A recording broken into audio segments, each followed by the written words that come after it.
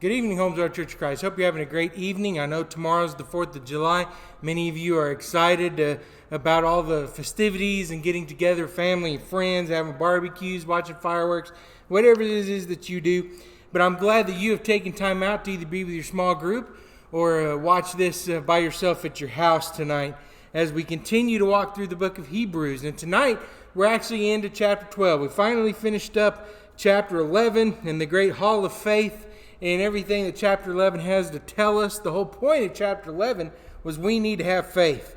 And we need to look at the examples of people in the past who lived their life in times of faith and how we can use that as examples for our lives. And so now that we've looked at all those examples, now the writer is going to make a little transition into chapter 12. Now he's going to say, now that we looked at all those examples, let's make some application here. This is what I want you to know about all those people of the past.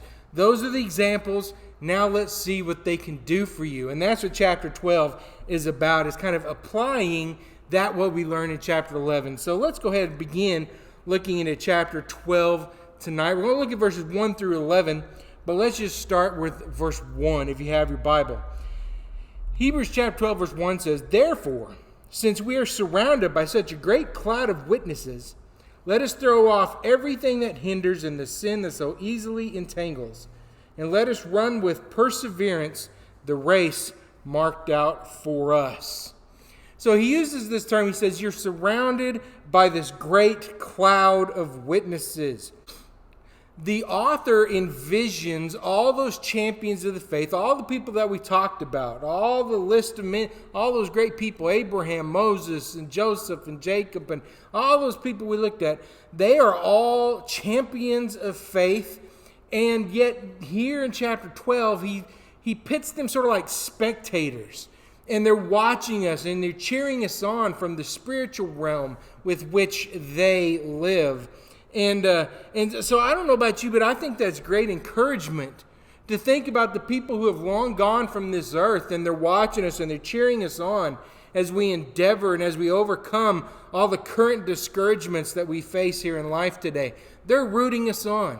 I think of when we go to an MSU game, right? The players that are on the field, they're the one actually playing, but there's thousands and thousands of people, and they're just going crazy cheering for the athletes to win the game. And that's kind of what I envision. So many people have gone on before us, the people who have passed away, and they're up there in that spiritual realm in the sky, and they're just watching our lives and cheering us on. They know all the discouragements we went through. They know because they had to go through it too. And so they're cheering us on. And that's what the Hebrew writer gives us this picture of. He gives us this picture as us as the living, as runners in the race, and we're running through this world and we're running through this life. It's like a race. And those who've gone on from the physical realm are that audience cheering on the athletes. And that's the great picture that he uses here. Now, I will admit that witnesses have a double meaning to it, okay? The Hebrew writer chose this word very carefully and on purpose. But they're witnesses. Now, there's two meanings to witness, right? Not only are they watching us and seeing us and witnessing what we're doing, but they're also witnessing in that concept of being an example, right? Many people in churches today, they talk about the things they're going through. They talk about their own struggles, and we can learn from that. And we say that's witnessing. They're talking about what God did for them in their life. And so there's two different meanings here when he says we're surrounded by a great cloud of witnesses. One, we're surrounded by this great cloud of people who are cheering for us, like athletes, like a crowd cheering on the athletes in a race. But they're also witnessing to us by their life and the things they did, by the legacy that they left. And so there's that double meaning there in this word, surrounded by such a great cloud of witnesses. Let their faith teach us as we go through their examples. Let their lives, as we read the Bible and we remind ourselves of all the great things they did, let their legacy, let their lives witness to us. Let them teach us through their examples. And that's also that concept of witnessing in that sense. And the Hebrew writer, I believe, meant both things. They're watching us, they're cheering us, and they've left that legacy that teaches us. They witness us in that sense of seeing us, and they witness in the sense of giving, teaching through example. Let's look at 12:2. The Hebrew writer says, "Fix our eyes on Jesus, the pioneer and perfecter of faith. For the joy set before him, he endured the cross, scorning its shame, and sat down at the right hand of the throne of God." So now he kind of makes a little bit of a switch and he focuses on Jesus. He's been focusing on all those great people of the past, right? For all chapter 11 was about, look at how all these great people of the past have lived on faith. And he even said, you're surrounded by their legacy. You're surrounded by their spiritualness, and they're cheering you on from the spiritual realm. All of that. But then in verse 2, he switches and he says, but let's focus on Jesus. All those champions in the faith, they were great, but their legacy helps us. There's no doubt about that. And they're cheering us on and encouraging us. But the ultimate example is Jesus Christ. Let us not forget that. And so he kind of brings it back. He says, Abraham and Moses, they did great things and we can learn great things from them, but they're not Jesus. That's the whole concept of Hebrews, is Jesus is superior to everything, right? We've talked about that just about every week. Well, the same thing here. All those people we just read about 11, they did some great things, but they had all trouble times in their lives too. But Jesus is the ultimate example of faith. And so when we are going through tough times, we can look at those people of the past and be encouraged. We can look at how they dealt with things and how they handled their life in faith. But let us not forget the ultimate example. And that's what the Hebrew writer is bringing up here in verse 2. He says, I know I just spent a whole chapter. I just spent a whole long time talking about all those people of the past. But let us not forget Jesus is the ultimate example. Look to him. He's cheering you on. He is the ultimate in terms of witness, in terms of how his life teaches us. Not the witnesses of the chapter 11. Only Jesus is the ultimate example of faith. And that's what he brings back around here in verse 2. He mentions that Jesus is the beginning, or as some of the translations may say, the pioneer or author. He's the author of faith. He's the pioneer. He's the very beginning. He's the one who started. Before Adam and Eve got created, he was the example of faith. He was also the end, meaning he was the perfecter. I like what some of the translations use word there, finisher. He's the beginner and the finisher of everything that you need. Anything you need, he's both the beginning and the end of faith. And so you can look to Jesus as he is the perfect bookend of everything you need for faith. If you are having any kind of discouragements, look to him first and look to him last. It's okay to look at Abraham. It's okay to look at Moses and some of the people as you kind of try to work and manage your way. You can even look at people today in modern life, but don't let it supplant the first and the last. Don't look to them as your first or last examples. Let it always be Jesus Christ, because he is the beginning and the end of faith. The witnesses are wonderful help. They're wonderful comfort and can be a great encouragement. But there's only one person who can truly bring you faith and fix whatever problem you're in, and that is Jesus Christ. And that's what the Hebrew writer is pointing out, and it's a very important teaching. I think so many times we get caught up in looking at current examples or looking at people in the Bible when we should just be looking at Jesus Christ. And that's what the Hebrew writer is trying to stress and remind us of.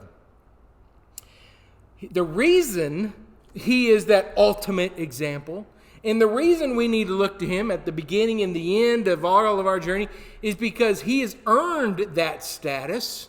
He has the privilege of being the ultimate example and being better than any other example of faith because of the cross.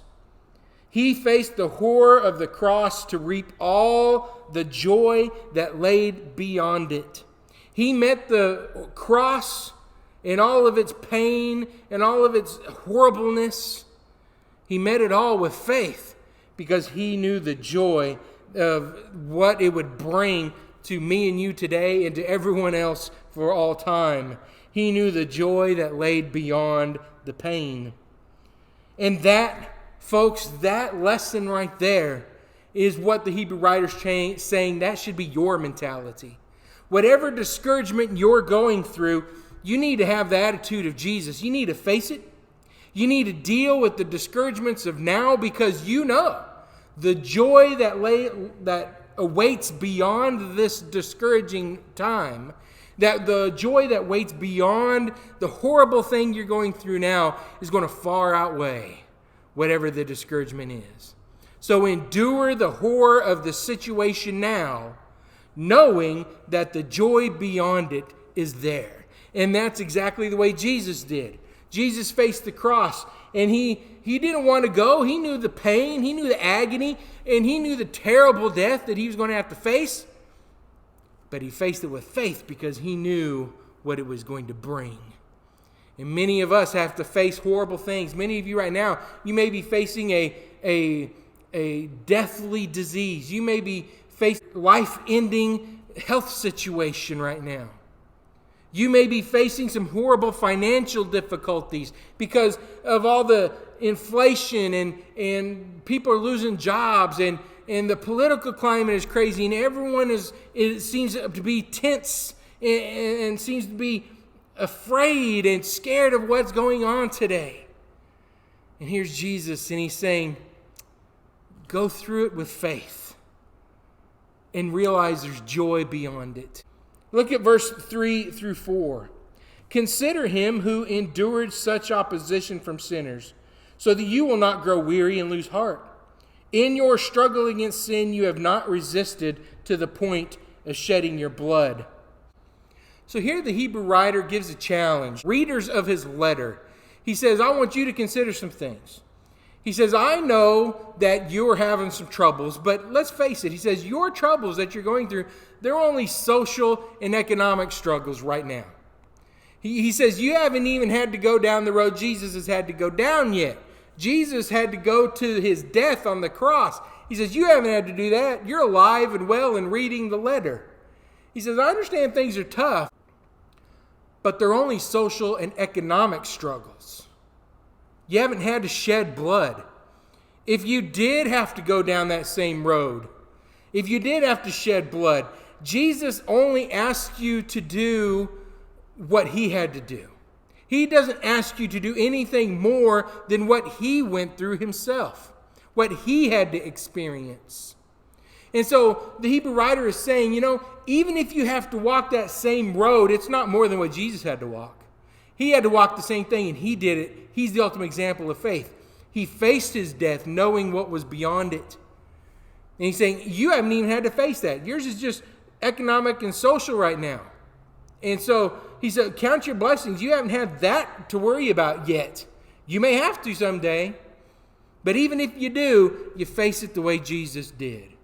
So don't get discouraged. So he's saying, be encouraged that you haven't had to walk that same road Jesus did. Also, be encouraged that if you do have to walk that road someday, you're going to receive a great reward for doing it.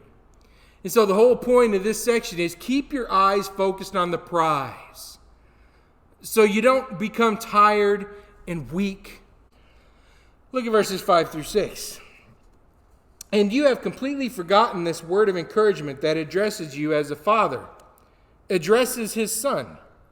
It says, my son, do not make light of the Lord's discipline, and do not lose heart when he rebukes you, because the Lord disciplines the one he loves, and he chastens everyone he accepts as his son.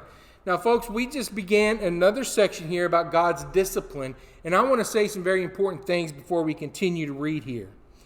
This, as I just said, this is the opening statement of the section of the Hebrew writer when he's talking about how God will sometimes use very tough times as a way to discipline his people. But what I want you to know is the writer begins to address this question, why does God allow good people to have to go through terrible times? This is a question that's often asked by people.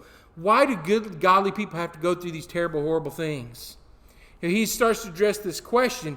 And one thing we all know and we all agree, God is not the author of evil. He's not the author of evil. He doesn't do it, but God does allow evil things to happen. I think when we try to deny that, we're messing up there. Because it's very clear in the Bible that God allows Christians to go through tough times. Therefore, at the very least, it must be said that Christians have to admit that God is at least passively approving of the evil that is happening to his people, because he certainly has the power to stop it from happening, doesn't he? All we have to do is look at the life of Job and understand that. Satan had to get permission before touching Job. Now, God didn't do anything evil to Job. Satan's the one that did it, but he allowed it to happen. And so what we're saying here is, even though God is not the author of evil, he does approve of it for a specific reason. He allows Satan to bring all these evil things on his people for a reason. There's a reason. There's a reason these things are happening. There's a reason he approves of it.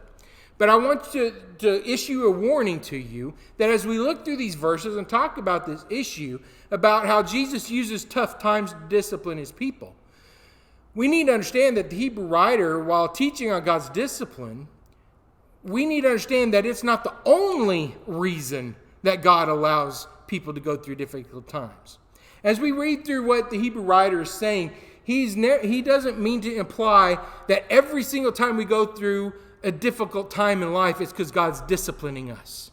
That's not exactly what is meant to be understood here. It's an important one to consider. Obviously, what he says is true. It's biblical. It is Bible giving us instruction. And it's important, if we're going through a very tough time, to say, is God trying to discipline me here? But we know there are other possible reasons why people have to go through hard times as well. We know that, for instance, in 2 Corinthians chapter 1, verses 3 through 7, that we may have to go through tough times so that at a later time we can provide comfort for someone else who may be going through the same crisis. Someone may in 5 years from now be going through the exact same thing you're going through. And God wanted you to go through that so now that you can minister to that person 5 years down the road. And that's kind of what 2 Corinthians talks about. So there's other reasons why God allows us to go through tough times. It's not always about discipline. That's what I wanted to warn you about as we go through these passages. In that instant, God allows people to go through tough times so we can develop empathy, not just sympathy. So we can be empathizing people, and we can truly understand what people are going through. Sometimes God lets us go through tough times because, like a father, he needs to discipline his sons, right?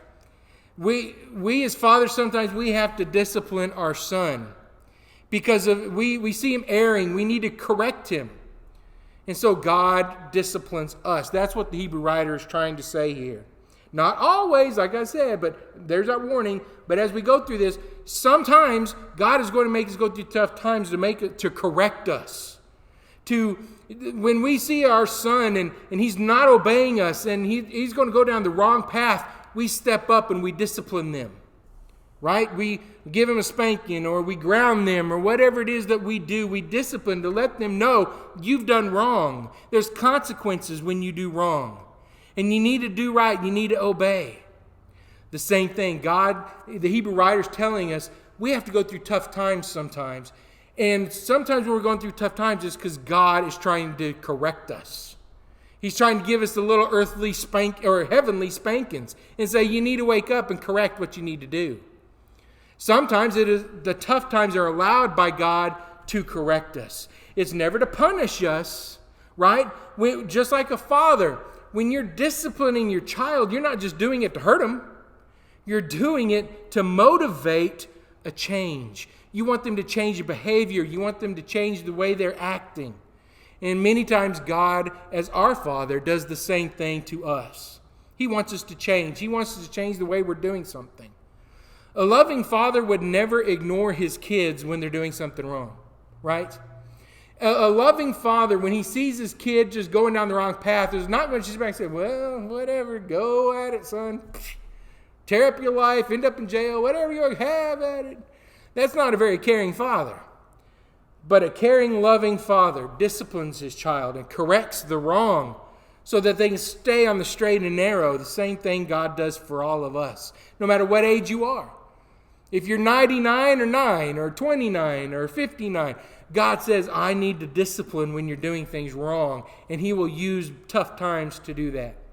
The Father's love is never passive. He doesn't just sit back and watch as his kid heads in the wrong path. A loving Father will rebuke and correct and discipline so that his kids will have that right future ahead of them, and so that they'll have a good future. And that's exactly what God is doing for us. Let's look at verses 7 through 10. Endure hardship as discipline.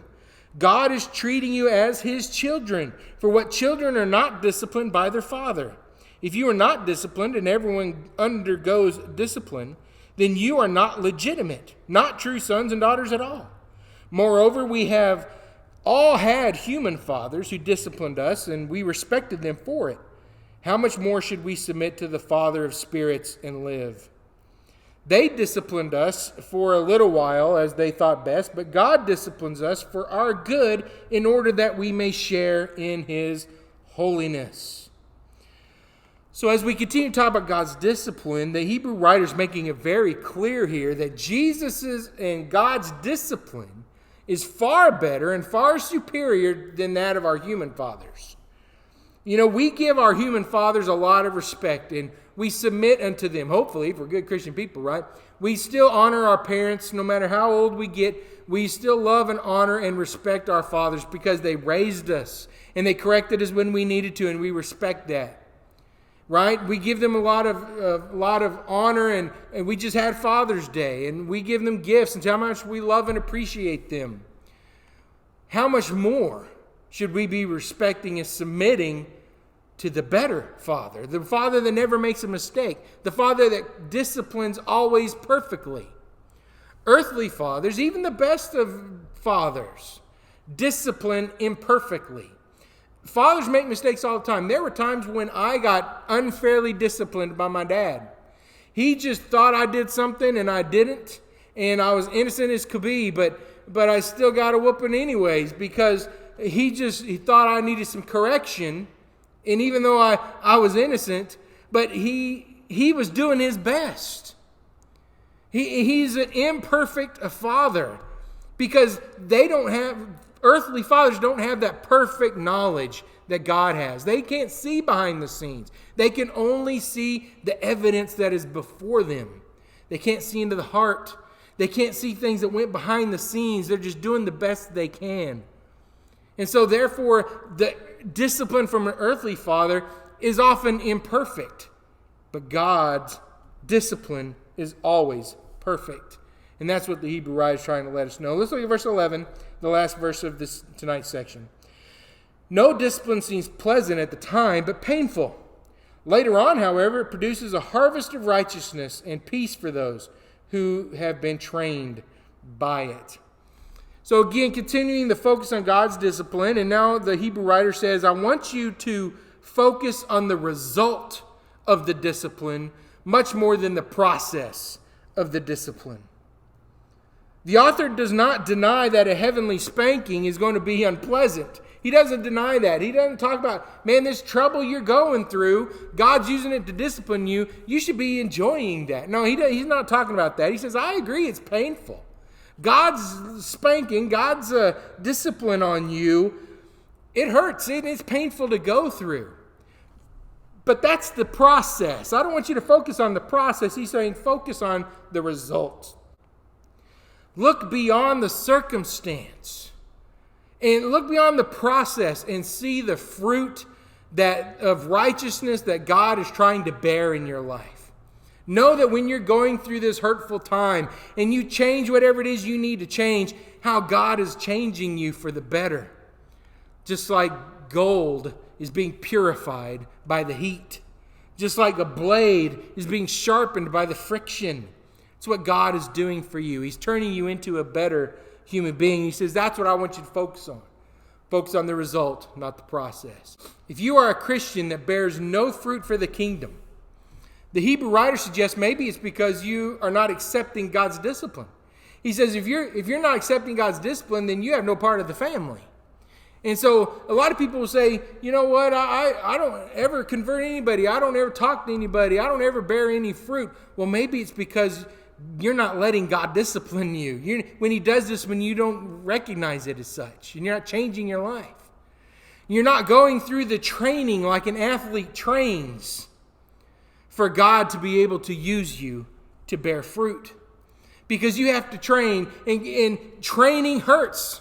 Training is a very painful thing. Even the Greek word for the word trained there that we just read, the word in Greek here is a word that was used in the time of Jesus' day to refer to an athlete in the sheer agony. That's what the word can be. It's agony what they go through to endure, to prepare their bodies for the athletic competition.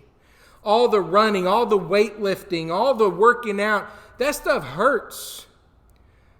But they're preparing their bodies for the competition.